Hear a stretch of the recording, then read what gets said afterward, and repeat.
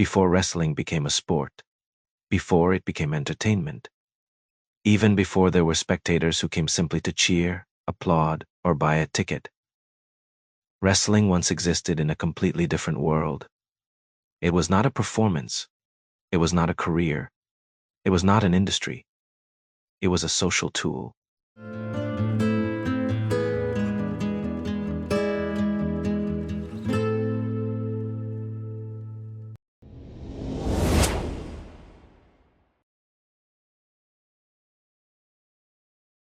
In the pre-industrial world before the 18th century, wrestling did not survive because it was beautiful or entertaining. It survived because it was necessary. It functioned as a bodily mechanism that allowed small communities to maintain balance, resolve conflict, and establish social standing without resorting to weapons. To understand why wrestling appeared in nearly every culture, we must return to the most basic needs of pre-industrial human societies. Across civilizations, the same three universal needs consistently appear. First, communities needed a way to measure the strength of adult men, not for spectacle, but to determine who was fit for the hardest labor, who could protect the community, and who could lead when conflict arose. Second, societies required a means of resolving disputes without weapons, without bloodshed, and without internal wars that could destroy small communities. Third, they needed a way to construct social hierarchy, who was stronger, who was superior without killing their own members. Wrestling answered all three at once. It required no weapons. It could be stopped before death, and its outcome was relatively clear: who fell and who remained standing. For this reason, wrestling was never truly invented by a single culture or individual. It emerged naturally, again and again, in different places, without contact with one another, as a bodily response to the same social pressures. This is where we enter the world of ancient wrestling, a world before systems, before industries, before stars. At this stage, it is crucial to understand that wrestling did not yet stand on its own. It existed alongside bare-knuckle boxing, tests of strength such as stone lifting or caber tossing, and trials of physical endurance. A wrestler was almost always also a farmer, a miner, a fisherman, or a local warrior. There was no athletic specialization. There was no full-time training.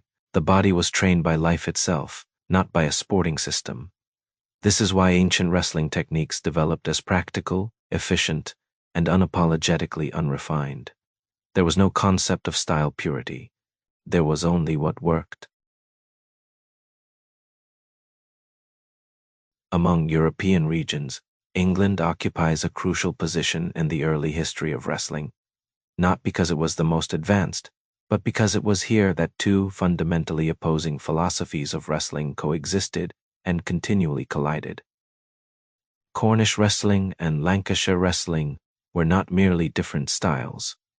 They represented two distinct ways of understanding honor. In Cornwall, a mining and coastal region defined by small, insular communities, wrestling functioned as a public ritual. In such a world, reputation was everything. Lose once, and everyone knew. There was nowhere to hide. Cornish wrestling developed within this environment. Matches were always contested standing with grips on jackets or belts. Victory was only recognized if an opponent fell cleanly onto his back or if both shoulders touched the ground. There was no ground wrestling, no prolonged holds, no time limits, and no scoring. One clean fall ended the contest. These were not merely technical rules. They were moral statements. In Cornish wrestling, the clean fall was synonymous with honor.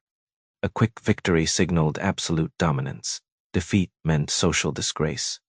Wagers did exist, and prizes could include money, but far more important were status, recognition, and reputation across villages.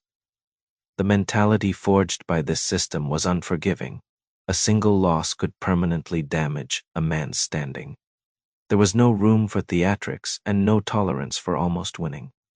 Lancashire existed in a very different world, more industrialized, more open, and more mobile. Its wrestlers traveled between towns and markets, forced to defend their reputations repeatedly. Its rules were far looser. Grips were unrestricted. Ground wrestling became central. Leg and body locks were permitted. A clean fall was not always required. As a result, matches could last for hours, end in exhaustion, or fail to reach a conclusion at all. In Lancashire, defeat was catastrophic. As a result, wrestlers adopted a single guiding principle: it was better not to lose than to win quickly. From this emerged an extreme survival mentality, stalling, risk avoidance, and the preservation of reputation at all costs.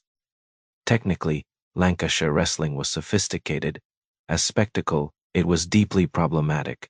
Matches dragged on without climax, and audiences began to lose interest. When Cornish and Lancashire wrestlers encountered one another, conflict was inevitable. Rules were disputed, victories went unrecognized. Matches ended in chaos, were restarted, or were abandoned altogether. English records from the 17th and 18th centuries document accusations of cheating, refusals to acknowledge outcomes, and intervention by local authorities. This was not a technical disagreement. It was a clash of values. Cornish wrestlers viewed Lancashire competitors as unmanly, hiding on the ground. Lancashire wrestlers viewed Cornish methods as naive and unrealistic. England became a laboratory for wrestling's first philosophical conflict. In Scotland, particularly in the Highlands, wrestling developed along an entirely different path. Backhold wrestling was not concerned with technical variety. It deliberately rejected complexity. Wrestlers locked arms around one another's waists. The grip could not be broken. Whoever fell first lost. There were no tricks, no extreme submissions, and no deliberate stalling. Backhold was regarded as a test of honesty, self-control, and genuine strength. Here, wrestling did not belong to individuals, but to clans. The champion was not a personal star, but a representative of collective honor. External styles were often viewed as deceitful or dishonorable, and backhold rules were not subject to negotiation. The core belief was simple and uncompromising. Wrestling was about control, not violence. On the European continent, particularly in Greek and Roman traditions, wrestling was understood in yet another way. It was not a village ritual, but an educational discipline. Wrestling formed part of military training, physical education, and the cultivation of the ideal citizen. Emphasis was placed on throws, posture, and balance. In some traditions, holds below the waist were restricted and dirty techniques forbidden. The philosophy was explicit: the body was a moral instrument, and strength carried responsibility. This form of wrestling was elite, technically refined, and aesthetically valued, but difficult to sustain at the popular level. It was designed to be trained, not mass spectated. Figures such as Milo of Croton, 6-time Olympic champion recorded by Pausanias, emerged not as entertainers, but as symbols of honor legitimized through repeated real victory. Across all these regions, the fundamental purposes of wrestling remained unchanged. First, to bring an opponent down, not to destroy or injure him, but to assert dominance. Second, to prove strength and honor. Victory conferred respect, leadership, and protection. Defeat meant the loss of status, social leverage, and in some contexts, livelihood or land. Third, there was no show, no entrances, no costumes, no characters, and no dramatization, only silence, tension, and the collective judgment of onlookers. As a result, there were virtually no professional wrestlers in this era. What existed were legendary figures, local champions, and names preserved through oral tradition. Systems outweighed individuals. Wrestling was ritual, not industry. There was no booking, no promotion, and no long-term storytelling. Superstars, dynasties, and professional legacies could not emerge. This was not a failure. It was the natural condition of the world in which wrestling existed. To understand how serious wrestling was in pre-18th century society, we must turn not to sporting records, but to court archives. Wrestling was not recorded by promoters, but by judges, clergy, and local officials, usually after something had gone wrong. Wrestling was never inherently illegal until it became a problem. When it led to riots, severe injuries, or death, authorities could no longer ignore it. Legal language from the 16th and 17th centuries rarely described wrestling as a sport. Instead, it employed terms such as riot, affray, unlawful assembly, and breach of the peace. The state judged not intent, but social consequence. Cornwall provides clear examples. Court records document festival matches ending in mass brawls, lawsuits following injuries, and deaths described as having begun with a wrestling contest. Judges did not evaluate wrestling technique. They asked who initiated violence, who failed to control the crowd, and who bore moral responsibility. Without professional referees or universal standards, many victories were disputed. Contested falls frequently escalated into legal disputes, because reputation could determine employment, social position, and communal protection. The church also intervened.